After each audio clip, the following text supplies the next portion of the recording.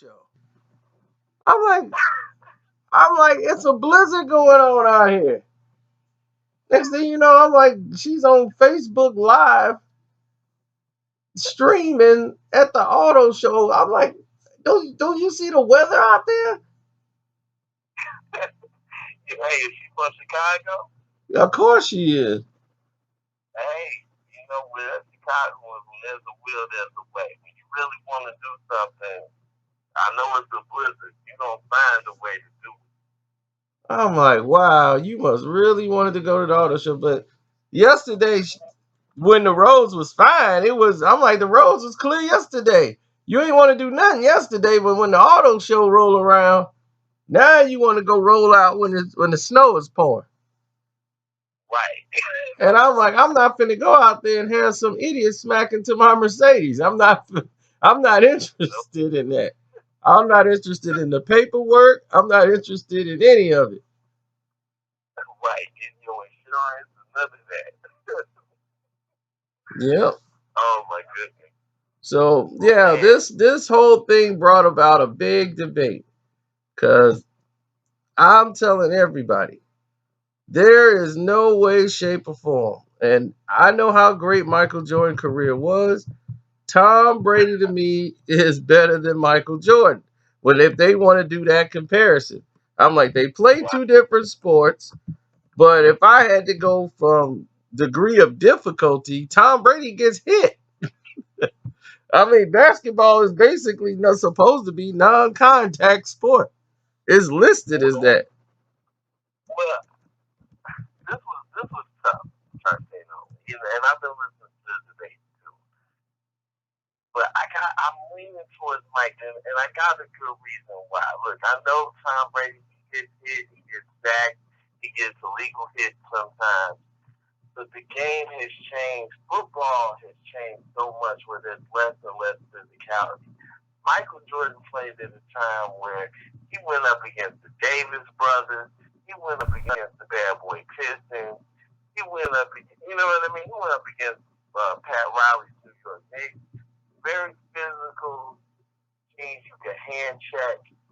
You know, nobody gets thrown out of the game as much when Michael played. I mean, Michael really had to physically get his body conditioned to take a beating every night. But we used to play in the NBA. They used to play 84 games in the regular season. You know, and this was hard. This was hard. And I know the arguments for Tom for most of his career has pretty much played with a bunch of nobody. Like, other than Randy Moss, I don't see anybody going into the Hall of Fame other than Gronk. And that's if he plays a little bit longer. And Tom has had an amazing career. No question about it. I think he's the best quarterback of this generation. But Michael's influence, when you talk about on the court, off the court, international superstar, I mean, people wouldn't have major shoe deals without Michael Jordan's popularity. Now, the popularity I'll give you, but I'm talking about just basic accomplishments. Period. I mean, Mike won 6 NBA finals when he went to the finals. He won all 6. Right. That being said, what Tom Brady's able to do as a football player, going as a football player, because it's the degree of difficulty is so hard. It's unbelievable for an NFL quarterback because Tom Brady is 40. Michael Jordan had to do this, because basketball years are a little bit more taxing on your body because you're doing full sprints. And they say, well, we play offense and defense. Yeah, but nobody, when you're the quarterback, you're the guy who has the ball the most. Everybody's trying to hit you. The quarterback gets hit on plays he don't even get sacked on. He throws the ball away, and I'm like, he's getting hit. Boom, one shot to end your career. One shot. And that could do it. Your season's over, everything. You broken collarbone. So Michael Jordan never really had a serious injury since his second year as a pro with his ankle. Other than that, Michael has had a very healthy career, and that's, not to say he hasn't played hurt, but he's had a very healthy career. As far as performing under the lights, I think they both have that going. But what individual records do Michael Jordan really hold? Brady got 15 titles, 15 division titles won. And he hasn't had a lot of superstars to get that done. So everybody keep talking about, well, their division is weak. I mean, those division, if you look at the other players that those division teams had, they have far more talent listed than the New England Patriots had. The Patriots made those guys better. Because you wouldn't be able to name half of the people on offense Tom Brady has won Super Bowls with. And I'm like, yeah. I love Troy Brown. Oh, yeah, Troy Brown, they used him to death. He was the cornerback, the wide receiver, the punt returner. And when they lost, they blamed him. Right. That's why he was my favorite Patriot. They got rid of him as soon as he dropped that fourth down pass against the Colts. And I couldn't believe it myself. I'm like, it was fourth down. They went for it like on their own 30. And they threw it to him. He was wide open. He dropped it. And that was his last time being a Patriot. They came back with Randy Moss. He was out of there.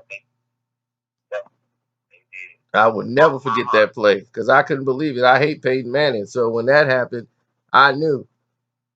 But if you look at the records owned, though, by like Tom Brady got like regular season wins by a quarterback. He's got like, 196, almost 200.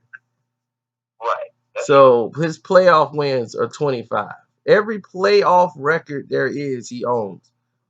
Touchdown passes, he got 71. Playoff passing yards, he's got the most. 10,000 plus. He's been to the Super Bowl 8 times. He won 5.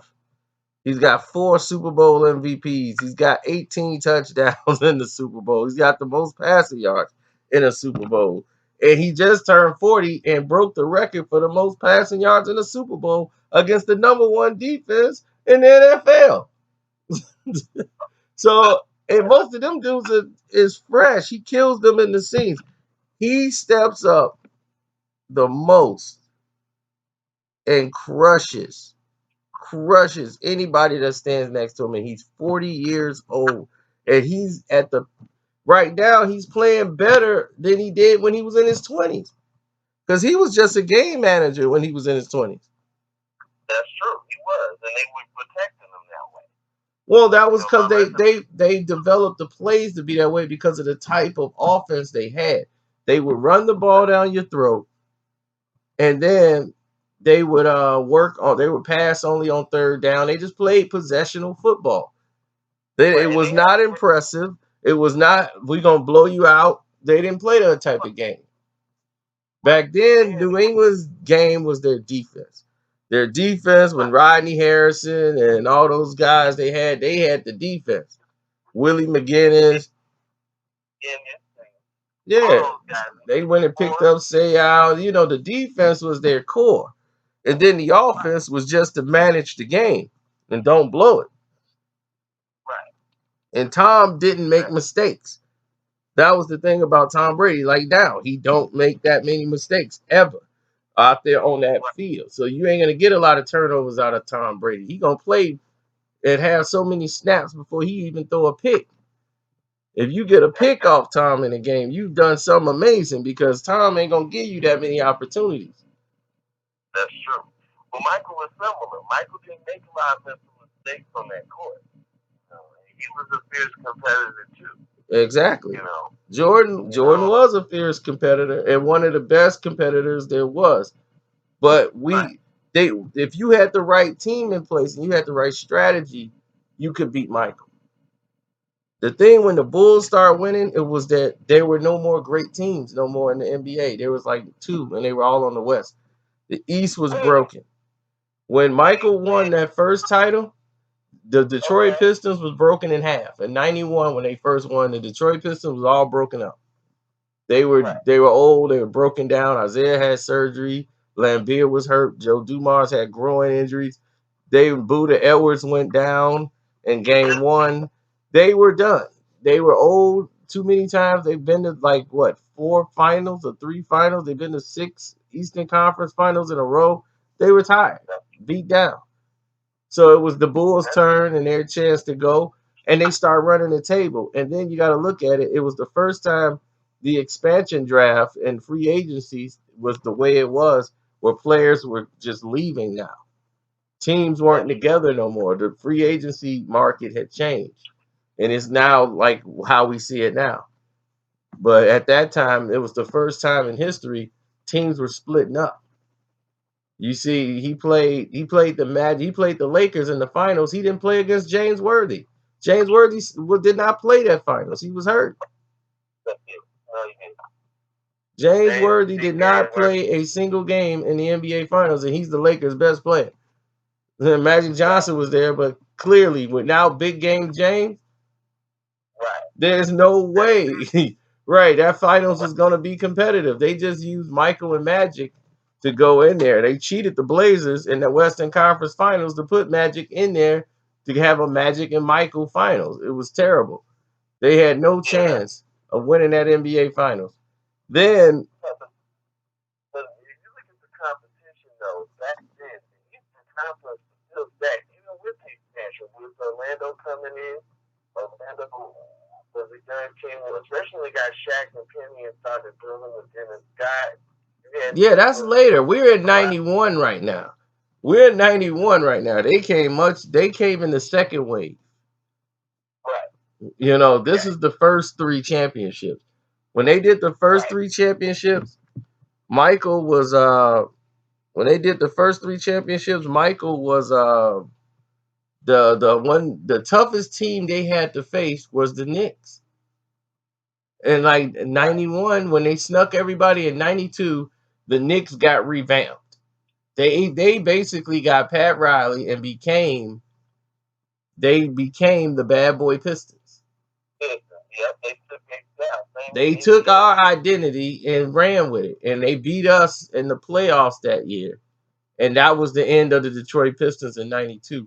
And the Knicks became the new bullies with Xavier McDaniels, Patrick Ewing, and the X-Man, and they became our identity. So that was the only team, but that team was just put together that year. So that team was put together. Riley decided, hey, we got to make our team like the Pistons were. We got to be physical and tough. That's how we're going to beat the Bulls. So when they went up against Michael and they went 7 games, he went 7 games with that team. And they had the record, they won like 60-something games that year because the Bulls were the only team that still had their core in place. Besides, Utah only had Stockton, Hornacek,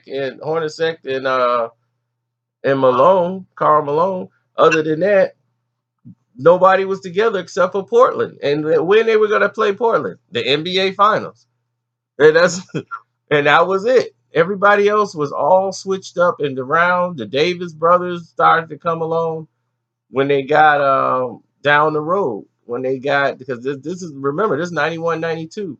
They didn't start. The Indiana Pacers didn't start to become a team that could vie for a championship until 94. In the 93, 94 era, they started to get physical. They got the Davis boys. That's when they started to change. That was down the road. Michael Jordan and them had already won 2 championships. They had the most chemistry of anybody there because they kept their core unit together. Everybody else was splitting up due to free agency. Scottie Pippen was signed a lifetime contract with the Bulls, which was his bad doing. So he was getting paid crumbs all those years. He was in like playing above his pay grade. So he was upset about that. But for the first 3 championships, they just had the core. They had to put Charles Barkley on Phoenix so that the Phoenix Suns could contend. Because there was no way Charles Barkley was going to win in Philadelphia. They had nothing. So they traded him over to the West. So now they can have Barkley versus Jordan and let them play each other because the East didn't have anybody but the Knicks. That was it.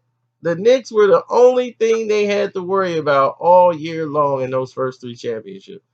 And that's why the third season, they didn't really care. What about Cleveland? With Mark Price. Mark Price and Elo? Are you kidding? You think they were worried about Mark Price them? And Danny Ferry? Who was Danny the Hitman Ferry and Sad Doherty? They wasn't worried about them. They were great. You know who they were? They the Toronto Raptors. They are great in the regular season, and then when the playoffs start, they are gone. They are gone. So yeah, they tried to make it up to be something because they got Gerald Wilkins, Dominique's brother, the Jordan stopper. And I'm like, who has ever called Gerald Wilkins a Jordan stopper? The media did set him up for that. They interviewed him. He was like, well, I did play well against him before. They're like, what? When was this? He fell for that trap. They threw that in there. And they threw that in there, man, and that ruined everything. Because as soon as they threw it in there, Jordan lit him up and hit the game winner on them again to eliminate Cleveland. It was just hilarious. He set himself up. Then he's like, next Jordan stopper up, John Starks. And I'm like, who is making this stuff up? The media was something else in Chicago, but our media was brutal. I love John Starks. Yep, that's my guy. So John Starks came in there and he outplayed Mike in the first two games, really, in the series. He had a great series. He did it. I love John. Because John could play defense. You knew he was going to get everything you had out of John. The problem with John was if you can get in John's head early and get him out the game mentally, he was done. Yeah, and the only player that seemed that could do that was Reggie Miller. You know, him and Reggie. Reggie would do that to him every time they played. Reggie, he'll tell Reggie, I know what you're trying to do. And then he would do it anyway. I'm like, that was just John. Because Reggie was the best trash talker in the game. And he was so good. He was the only guy to get Michael Jordan to fight him on the court. Michael Jordan charged and fought Reggie Miller. That show you are the best in the world. You can get Michael Jordan to come out there and attack you on the court. And Jordan didn't get kicked out. Well, you know they wasn't going to do that. Come on. Michael Jordan. Yeah, well, they had to suspend him the next game because Reggie went all in. It's a double standard for Michael Jordan. Once they put that out, that was it. Jordan had to get suspended. They was like, no, he got to be suspended a game. You just couldn't throw Reggie out, then bring Michael Jordan back. But Jordan had the league handed to him. You know, I'm like, when he came in the league, he came in and he performed, and he was above and beyond. When he came in, he was above and beyond, but he was just a scorer at that time. He wasn't a facilitator. He didn't understand the game yet till he was in the league 6-7 years. Tom Brady, he wasn't the greatest athlete. He was just somebody who managed the game, but he mastered it over the years to a point where he could keep playing forever. Jordan started to decline because most of his talent was off his athletic ability, but in the later years, he knew I can't fly down the lane and dunk on everybody anymore. I'm gonna perfect these shots that I got on the court, and his form and balance and control of the game. He knew how to get the ball to guys and they shot spots. He could play with guys from other teams who had different styles of way they caught the ball. He knew how to let them adjust to how he played. He played off the ball. He knew how to move and get his feet. And that's how Kobe's like, man, his foundation is amazing. Like, he's always in the right way to shoot. And Michael learned that in time. So in the time being, like down the road, he figured it out. He didn't have to kill himself and still would end up with the same amount of points he had back when he was playing in. He was scoring the same amount. Mike could average 30 a night. And he's like, man, I ain't have to kill myself to do it. Normally, I'll be in there trying to dunk over 4 or 5 people, doing these crazy moves under the rim. And at the end of the day, I got 32 points or 34. Here, I just had an easy night at the office and got 34. So it was all about what you learn once you develop. But what Michael had is that no matter what the pressure was, he didn't shy away from it. He embraced it. And that's something him and Tom Brady have in common. Brady can block out the crowd, everything that's going on, and perform. But what Tom Brady needs, and this is where I give him the edge over Michael Jordan, is Tom Brady cannot be great if these other players don't deliver. If these guys don't catch the ball, if these guys don't go and run their routes correctly, Tom Brady can't be great.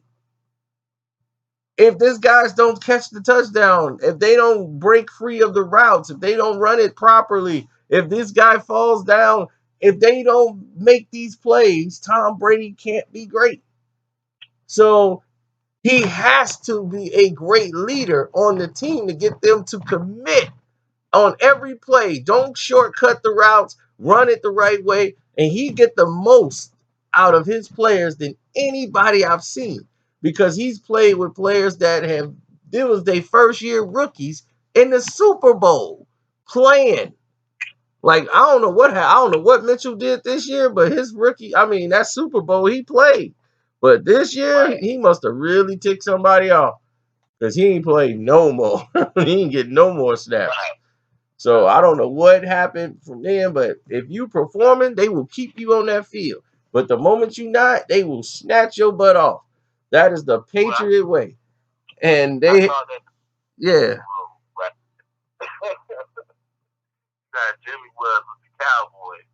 Oh yeah. Jimmy Johnson, yeah, how he did my man who played against the Bears when they won by like 2 touchdowns, and he fumbled the ball one time, and he got benched for the whole playoff. And he got cut. Yeah, got cut. He got a Super Bowl ring, but he got cut that year. You're right. So, you can say the same for Michael. Think about this for a second. If Michael doesn't convince or motivate Scotty or motivate Tony Kukoc later in the second championship run, the second week, Michael would just be known as a scorer, a great scorer. Like when you look at Dominique Wilkins, I love his highlights. I love, some of the games, the big games he played, had 40 points, 50 points. But you just know Dominique is a scorer. You don't look at him and say, man, he's championship material, leader material. So Michael kind of needed to be a leader or an alpha and say, look, DJ, I need you to, let's play ball together. Let me help you with your game. Yeah, he developed that. That's why I agree with you on that. But Michael had to develop that game. Tom had to win the trust of the team. Like they gotta believe in you. When you the quarterback, that whole offense has to believe in you, and they gotta go out and run these routes and catch these balls you're throwing. So they need to believe that you're the guy that could do it. And once they believe like this guy can do it, they will go above and beyond. A lot of players didn't like Tom Brady, but you know what? You was gonna follow him. Like Michael Jordan. A lot of people butt heads with him. He swung on people in practice. But that was the way it had to be. But Michael didn't need if they weren't performing, and there's been plenty of times they weren't performing. Michael got to go out and do what he got to do, and then to bring the game home. Like the Utah series, the last one, Scotty was his back was broke all season, and then in the finals he could barely move in the finals. He's just out there, and that whole Utah series, the last one when Mike hit that shot. Mike was out there basically giving it his last go. And Mike is still just new to game. And I'm telling you, it's a small margin to me. As far if I'm looking at rating him, but to me, Michael Jordan, the thing about Michael Jordan, he's great and the numbers don't do him that justice. And I can't rate him above Tom Brady. Because football to me is just much more harder. It's much more things coming down, and these guys are all coming to hit you when you're the quarterback. And you got to read routes. You got to try to cover the blitz. You need your offensive line to pay attention to block. It's so much going on. But in basketball, if too many guys guard you, it's illegal defense. Right. You're right. You know, it's just a lot more easier, I think, to play basketball. Once you figure out basketball on the court, you could pretty much get any shot you want. It's up to you to knock it down. And for Brady, Right. you know, he can see the seams, and that's where he kills everybody. He's in the seams. Brady knows every screen, he knows every defensive set that you're gonna run, but he got to do what he got to do. He got to look off that safety. He got to make that linebacker shift. He's got to do all these things with his eyes, patting the ball. All those things he does, those mechanics he work on all year round. All of these things are to set up what he needs to get done to help his players get open and get the ball to him as quickly as he can. And I think he just to do it in the average NBA lifespan is 3 years. It's 3 years, and he's been in it for what? This is his 15th year, if not longer. And So Mike played 16. I believe he did. Like 2 times. yeah, and I'm like, man, for quarterbacks, and especially a quarterback position, quarterbacks normally they don't last that long. Definitely with one team. You know, Drew Brees is the only other exception to the rule, and he still was, this is second team. That's true. And to go to the Super Bowl, and he's only been to one Super Bowl or two? They might have, no, they went to one, I think. Because I don't think they went to another Super Bowl under Sean Payton. But they went to one. No, They only went to the one that they won. So they've only been to one Super Bowl. And the fact about them is that miracle Minnesota play knocked them out of the game. They would have been playing the Eagles, and who knows how that game would have went. But they've only been as great as great as Drew Brees has been and has played this long. He only been to one Super Bowl. That's in that division he's in is supposed to be weak. Like the Atlanta Falcons, all that, the East or whatever, the NFC is supposed to be the weak one. And the AFC got all the champions, supposedly. The NFC South is tough. You got Carolina, even Tampa Bay's defense is tough. You know, that whole division is tough with their defense. I know. I'm talking about that's what they say, these so-called experts. But that division to me is tough, and so is all these other divisions. Now I admit the Patriots division because the Jets suck. The Dolphins. That's the thing. The Dolphins is tough at certain times. They can right up and beat you, and they got the personnel. They just don't know how to get it to work together and click consistently. But they have a team. Kansas City's tough. They just when they come to the playoffs, it's just that you got to have the certain people on your team got to execute. Kelsey dropped a very key pass that he should have caught for a touchdown, and that's how they ended up getting put out and eliminated in the game they played against Pittsburgh, I believe, in the playoffs that year. But Kelsey had the ball. That was his fault. Cincinnati beats themselves. The Bengals, when they beat themselves out, the Pac-Man Jones, the flagrant fouls, and the penalties, and they beat themselves. A lot of these teams, it's about execution and knowing how to be professional and conducting yourself on that field the way you need to. Michael's a fierce competitor, and so is Tom, man. But if I had to break it down, I'd give the slight edge to Brady because it's football. That's the main thing. And Tom Brady holds these records. I'm like, people don't understand. He's holding these records. Michael don't really hold any records. Well, it's hard to hold records in the NBA because you got so many injuries. It's a team game, but it's individualistic at the same time. Exactly, but it's the same thing in the NFL. Tom Brady got all these records. And the only reason why his playoff records are so strong is because they keep going. That takes persistence. Michael Jordan got a lot of playoff records because he went to the playoffs. But a lot of his records are not like somebody else can come along and they shattering those.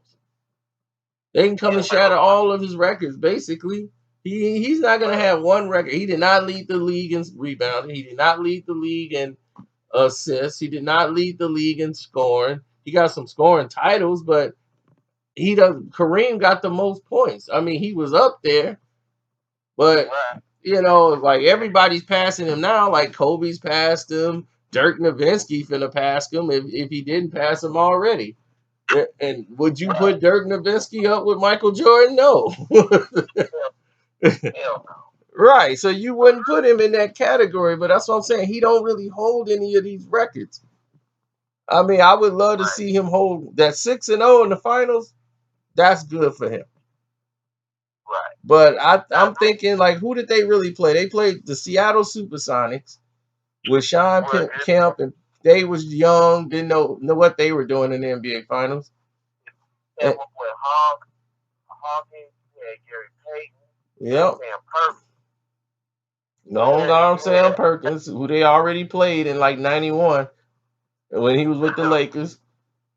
Mike, former teammate, he was really over the hill with them, and they did good that year. They won 60-some games, and they made it to the finals for the first time. They recovered after losing to Denver, the Nuggets that year with LaFonso Ellis. That they were the first team, number one seed, won 60-some games to lose in the first round. When Dikembe Mutombo and LaFonso Ellis, all those guys won. And Kendall Gill sit there and he tried to keep the team in it. I'm Kendall. You should have shot every shot you could, man, because I'm like, y'all were frozen. They were looking for somebody to score. Seattle didn't know how to deal with that adversity. That's true. That's true. The reason why I give Michael a slight edge to Brady is this, and it's not, Brady's fault necessarily, it's just that he's a beneficiary of it. But Tom Brady, I love Tom, but Tom is benefited from the rules on the defense changing to help him be even more of an efficient person. When you tell a defensive back they can't grab at the line or take 2 steps to them to throw a flag, it's real easy for a smart quarterback like Tom Brady to last long in the league because he can get the ball out a whole lot faster because a quarterback can't hold a wide receiver that long. You can't even jam the receiver for that long without a flag being thrown. Even the hits, if Tom gets hit in any kind of way, below the belt or in the knee or anything, they're throwing the flag. They made a Tom Brady rule after that. When he got hurt in Kansas City in 2011 when Matt Castle came in and won 11 games and got a good payday out of it. He was a bust, but he still got paid. But the league rules have changed for defense where basically defense is pretty much non-existent, where defenses today have to learn how to play a team defense where you get a guy like Reggie White, legendary Reggie White, attacking the line of scrimmage the way he was and how fierce he was. You can't get that kind of productivity anymore out of your defensive end. Because a quarterback, for 3 seconds, is all they need to get that ball out their hands to make a play. And for Tom, it may be a little bit quicker than that. He's got a quick trigger. Whereas for Michael, when he played in his heyday, you could check people at the line. You can run through picks. There was a lot of illegal picks going on that Michael had run through. You get throw a lot, a lot of retaliation. It's not the same type of physicality, but it's physicality nonetheless. When Michael had to endure that. Look at Joe Montana for a second. Joe Montana is 4-0 in the Super Bowl. If you look at from 1980 to 1989, right? Joe Montana had to go against tough, rough defenses like the Bears in the 80s. And they were monsters. The Eagles in the 80s. The Cowboys when they were great, and then they knocked the Cowboys out and went to security for a decade and a half until Jimmy saved him. But still, Joe had to play through a lot of physicality, a lot of illegal hits. His last play as a 49er, to me, was an illegal hit. Under today's standards, the ball was out of his hands and gets blindsided. The suplex that McMahon basically ended his career with the neck injury. He was picked up in the air and basically like jackknife suplex into the concrete by that Green Bay Packers player. I forgot his name. Oh, that's Charles Martin. Nobody gonna forget Charles Martin. No Bear fan will ever forget him. Yeah, he did ruin the Bears season. I mean, he got flagged for that. I mean, he got tossed. It wasn't like he didn't get flagged. He did that on purpose to get flagged. His thing, he had a hit list on his towel with everybody's number on it. He had Walter Payton number. He had a hit list on his towel. Charles Martin was crazy. But yeah, they did play the game. I will give you that. But you got to look at it this way. There were more flags thrown then than is thrown now. That's the thing, that even though they doing that, Tom Brady went up against the Legion of Boom. He went up against the Atlanta Falcons defense. He went up against Strahan them defense when they were number one. All the teams he been going up against have been like the number one defense. The Atlanta Falcons defense, that front four was brutalizing. They were killing Tom Brady in the first half. Guys are getting in there. They still can be physical. The Legion of Boom is the number one cornerback defense in the past 4 or 5 years. They had the best corners with Chancellor and Richard Sherman, the Legion of Boom. He had to beat that defense. Then he beat the Falcons and they front four. It was all about strategic the way he did. Then he went up against Strahan now, and he had to play them twice. The first year they played him, right? If it wasn't for the David Tyree play, they would have won the game. Brady did his job. He got the touchdown to Randy Moss. They had the lead. The defense didn't hold. They gave up a touchdown. So right, so they scored on this. They had one of the top defenses in the league with Strahan them coming through there, and Tuck, who came alive in the playoffs and was killing everybody that year, and he was killing New England the whole game. Then in the second time they played him, what's his name? Dropped the ball, the little slot back. Yeah, Wes Welker. He ended up getting no Super Bowl too. Never won a Super Bowl. Wes Welker. Because soon as he went to Denver, and then he ended up leaving Denver. Then Denver won. Like every time he went somewhere and left, the next year that team won. But he dropped the ball. The ball went right through his hands. And Wes Welker was one of the surest slot backs there was, and that brought white people back in the receiving corps. They found a role for white folks. They said, you know what, we can have white receivers now. We're back. Steve Largent was like, yep, I thought I was going to be the only one. They was, no, we got them back now. We got a route for them. New England and showed us the way. And everybody started trying to get them a little Wes Welker. Oh, yeah. That's true. It's a copycat. Oh, yeah. You seen they cracked down on Dallas little guy who had that one big season. See, that's how the NFL is. You'll have a hot season, but then when people see you and know what you run the next season, you ain't going to have that kind of luxury. People know when they play Dallas to take that little slot back away from Dak. That was his bailout play on third down. And this season, he wasn't there. Every time they thought about it, he was covered. And I got to give you credit as far as Dallas is concerned. You've been saying for a long time that Dez, I don't know what's going on with Dez Bryant, but he has not been like that number one wide receiver. Dez is the problem with Dez Bryant is he don't know how to run routes. He never was taught.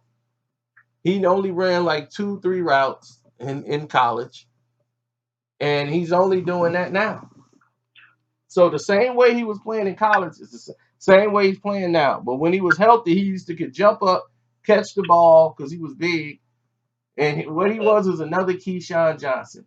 Except for Keyshawn knew how to make an adjustment to get to the ball if you had the right quarterback that could get him the ball in the right situations. But they not number one receiver.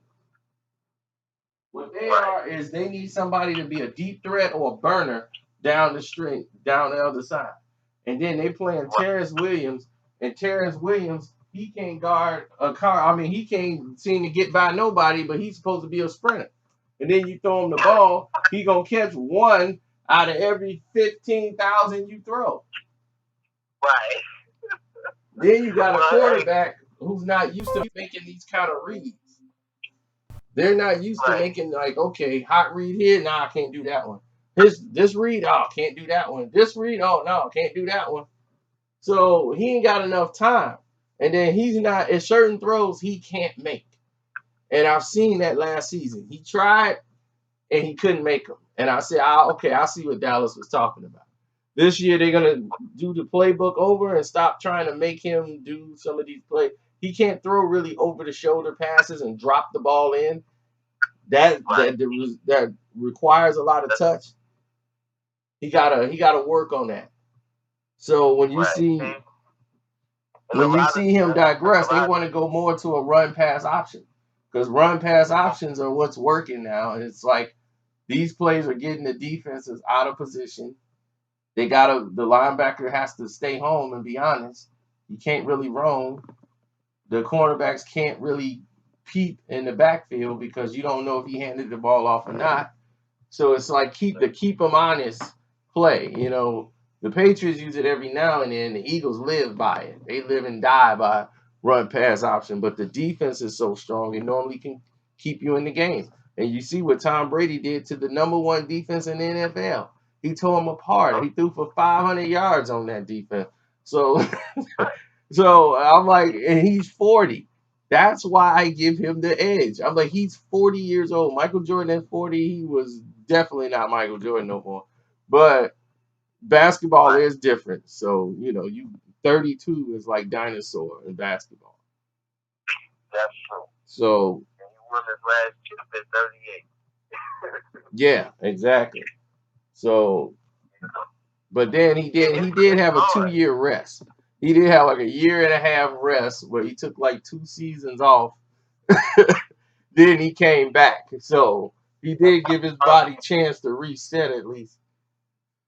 But that was heartbreaking because I really feel like, man, if he would have came back to that, if he would have stayed to that 94 season, that would have been a great series against Houston. Yeah, that everybody said that Houston would have got him. No, I don't believe that. I think the Bulls would have got him. It would have won 7 games. It wouldn't go to 6. It would go to 7. But I would give the edge to the Bulls because as great as Elijah Wan is, I think what Phil Jackson and company would have done with Pippen is put pressure on the perimeter for Ben Axel, for Robert Horry. They used Elijah Wan to command double teams, and Elijah Wan was such a great passer in the post as well. He doesn't get enough credit for that. They just show his scoring highlights and his move set. But he was a great passer too when the double team would come in the post. So they could swing the ball around on the perimeter. When you got Crazy Max knocking down 3, Mario Elliott, Robert Horry, Sam Cassell. Yeah, but see here, this is where they would have got the Bulls. The Bulls would have found out who they were in the NBA Finals. You see, that's when they would have found out who they were. See, the thing about Houston, the reason how they won the championship over the Knicks is the 3-point shooting.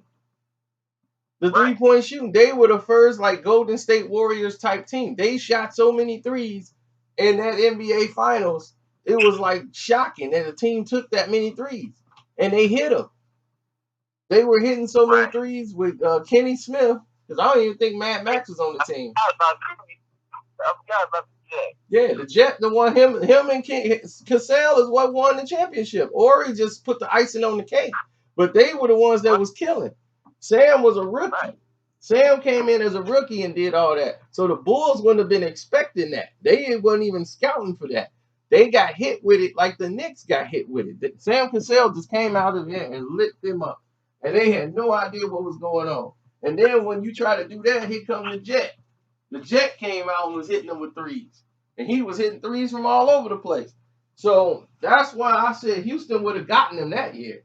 Now the second year, the Bulls wouldn't have went the second year. They wouldn't have went to the NBA Finals at all.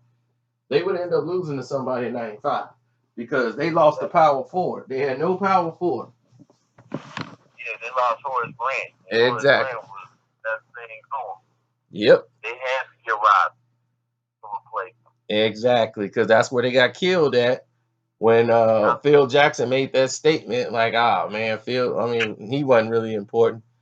And that's who killed them that whole series. Orlando and against the Bulls, Horace Grant killed them. He killed Corey Blunt. They thought they could get Corey Blunt in there. He could be Horace Grant. Horace killed him. Every time they went there, they kept going to Horace, and Horace was dropping them off every big shot. And they was like, "We gonna let Horace Grant beat us. Well, we gonna stop Penny Hardaway and Shaq and force Horace Grant to beat us." And Horace Grant said, "Okay." And then I remember them. They lifted Horace Grant up after he eliminated the Bulls. Exactly, and he deserves that. You know, it made Michael mad. It made him. Again, you make Michael mad. You asking. That didn't make Michael mad. What made Michael mad was people, his own teammates, doubting him. Scotty doubted him. Scotty was, he wasn't the same. He wasn't the same, Mike, because he didn't have his legs either, just like Isaiah right now. Michael only had 17 games left in the season, and he didn't have his legs. He had to work all summer to get his legs back. Because everybody thought Mike was done because Mike could barely get up and dunk. And he was trying to do the same moves he was doing because he'd been playing baseball for so long. His legs weren't there. So he couldn't dunk. So he could barely get up and dunk the ball. And everybody's like, man, Mike can't even dunk no more. He might could lay it up.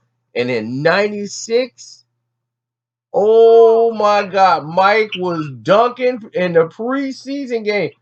He dunked on the Shaq. They were, whoa, we thought that was going to be a layup. Mike's legs were back. He spent the whole summer getting ready because he was filming Space Jam. So they built a basketball facility out there. They had Patrick Ewing, Reggie Miller, Charles Barkley, everybody playing with Mike in the summer, working out there on their game.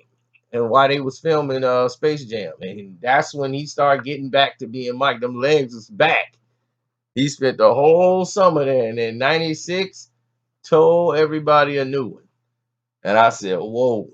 Then he had Rodman, the guy that he don't care about shooting. He gonna get the rebound and defend everybody. Mike like, oh, this is it was no stopping them then because they were so experienced, and all the other teams are young. You know, all the new talent is coming in. You got Grant Hill with the Pistons. You know, it's a whole different league now. The young people are here. C. Webb and Juwan Howard, they arrived. Whole new young cast of people who never played against Michael Jordan. Now they get to play against Mike. And it was funny because C. Webb was talking all this crap about Jordan. He was like, yeah, man, Mike retired because he knew we was coming to the league. He was just joking. Yeah, then Mike ended up coming back to the NBA, and Mike just told him, like, yeah, I heard what you said. When I was gone, let's see what you got. Mike. You gotta love Mike because even now, he's 50 years old and you can talk trash to him now. It's like, all right, come on. Let's roll the ball out. Let's see what you got. Yeah. And then in '93, when they had that Team of Destiny, he was like, he told them, yeah, Team of Destiny, y'all, your destiny is to lose to me in the finals. That's your destiny. Yeah, Mike was something else. Oh, yeah. Mike was something else, but I'm telling you, he got. I credit us for making him into a monster. You know, we made him that. And everybody's like, you going to look back on LeBron and appreciate him when the game's over. I'm like, no, I don't think so. That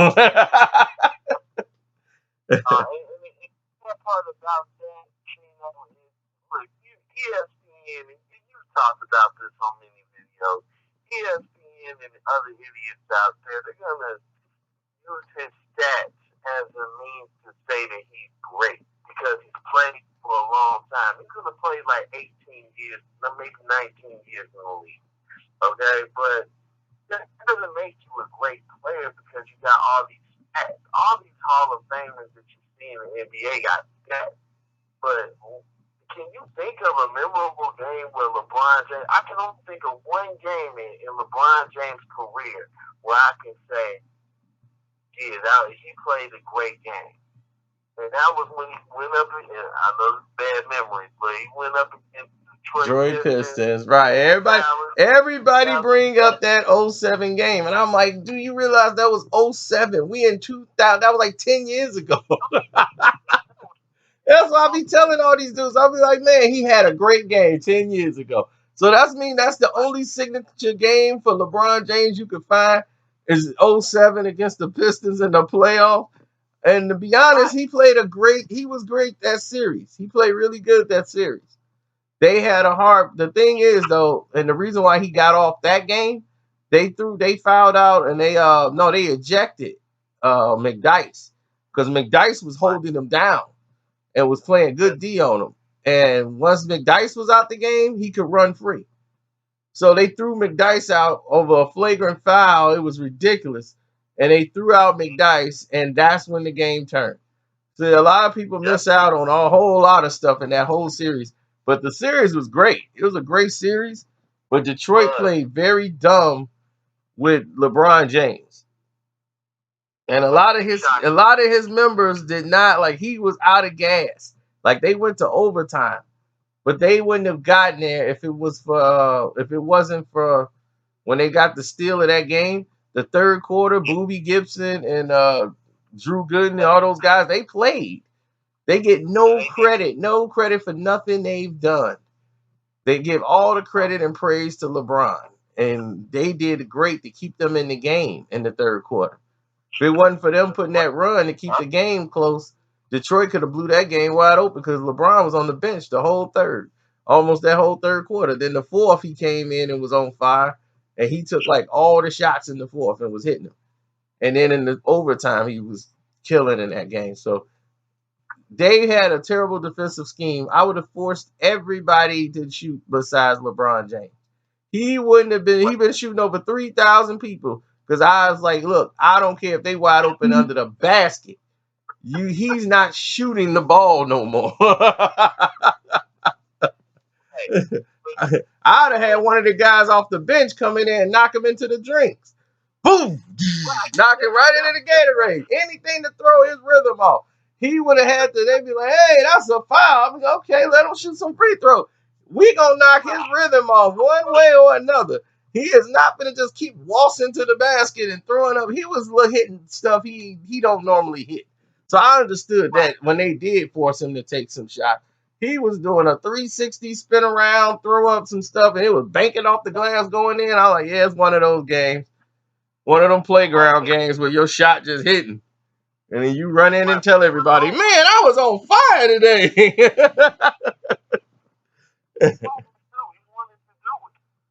Yep. But when you look back at his career, I mean, I really can't think of like a memorable game where I could say, wow, that's a sad game where he was great. Other than that game, and that's sad. Yeah, you're right about that. That is sad. Sad guy.